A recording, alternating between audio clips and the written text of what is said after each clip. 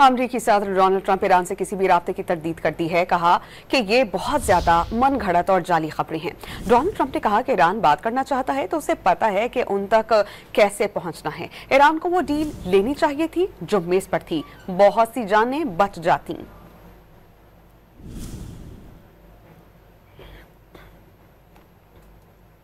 अमरीकी सदर Donald Trump Iran से किसी भी राब्ते की तरदीद कर दी है। कहा कि ये बहुत ज्यादा मन घड़त और जाली खबरें हैं। डोनाल्ड ट्रंप ने कहा कि ईरान बात करना चाहता है तो उसे पता है कि उन तक कैसे पहुंचना है। ईरान को वो डील लेनी चाहिए थी जो मेज पर थी। बहुत सी जानें बच जाती।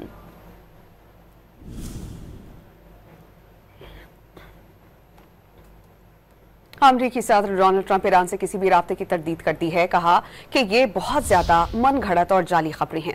डोनाल्ड ट्रंप ने कहा कि ईरान बात करना चाहता है तो उसे पता है कि उन तक कैसे पहुंचना है। ईरान को वो डील लेनी चाहिए थी जो मेज पर थी। बहुत सी जानें बच जाती।